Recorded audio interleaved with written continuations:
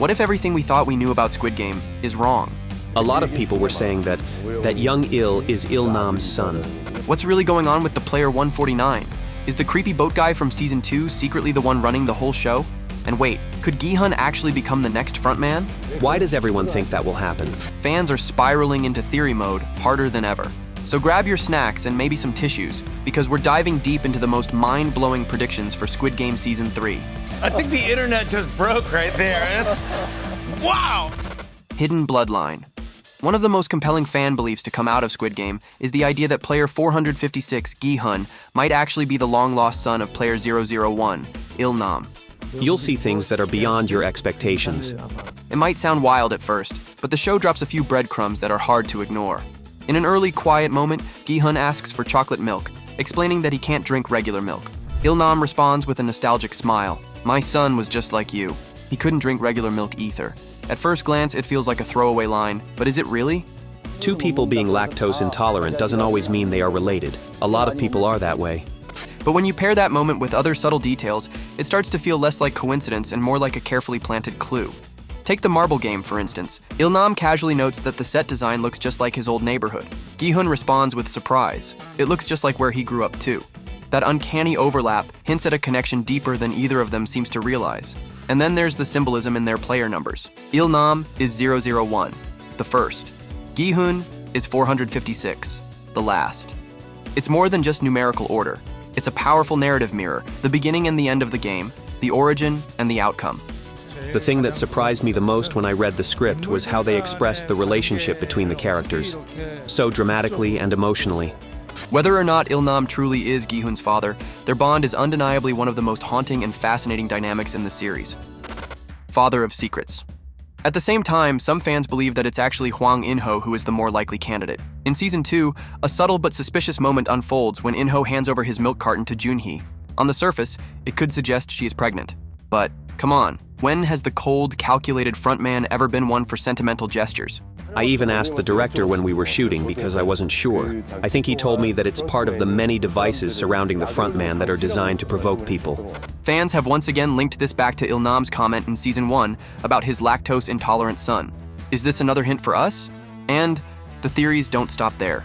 A deeper fan dive suggests that Junho, the police officer who infiltrated the games in Season 1, might actually be Hwang In-ho's half-brother, which would make Il-nam the father of both. And if we go even further down the rabbit hole, some speculate that Gi-hun's mother could be Il-nam's first wife, tying all three men into one twisted, heartbreaking family tree. Is it far-fetched? Definitely. But in the Squid Game universe, anything's possible. A Son's Love. Player 007's story in Season 2 isn't just another tale of survival. It's a haunting mirror of Gi-hun's own painful past. Both are crushed under mountains of debt, both haunted by broken family bonds.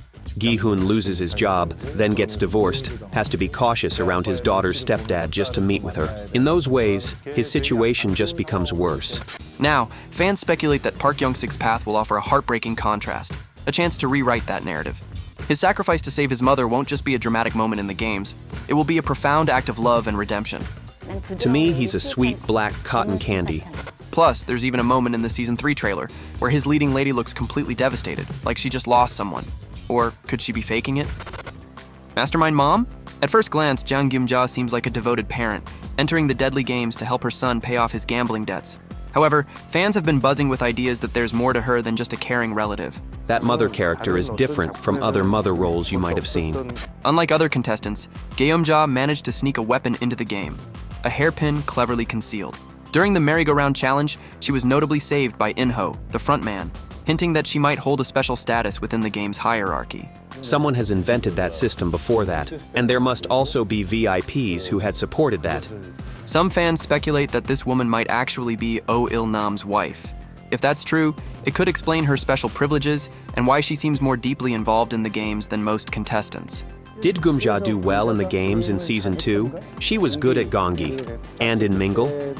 Building on these clues, a compelling theory has emerged. Jang Gyum-ja isn't just a participant, but she could actually be the true mastermind behind the Squid Games. This would mean she holds a position even higher than player 001, orchestrating events from behind the scenes. This person expects her to show her hidden skills in Season 3. And it seems she's not the only one. Silent manipulator? After the shocking reveal of Oh Il-nam in Season 1, fans have been on the lookout for other mysterious players. One of the biggest suspects from Season 2?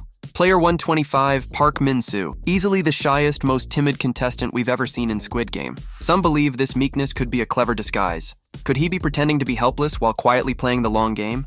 Here's where it gets really intriguing.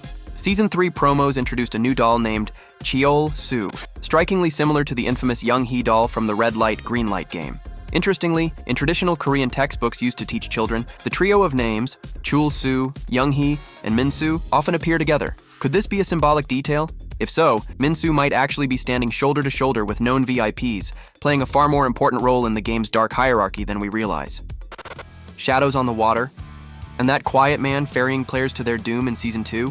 Fans insist he's no mere side character, more like a grandmaster playing chess, while everyone else is just fighting to survive. The boatman's so-called rescue of Detective Junho might actually have been a brilliant move to distract the authorities. Think about it. He kills mercenaries without blinking, disables surveillance drones with tactical precision, stays calm amid chaos, like he's seen it all before, doesn't seem to answer to anyone. Sounds more like a boss than a sidekick, right? If this theory holds up in Season 3, it could turn the entire series on its head. Is he a shadowy villain? A puppet master? Or just a really intense worker? One thing's for sure, he's hiding secrets just like the next mysterious player. The guard's heart. One of the most touching moments in Squid Game Season 2 revolves around player 246, Park Ga-young-sok, a desperate father whose daughter suffers from blood cancer and needs expensive treatment. His reason for joining the games is clear.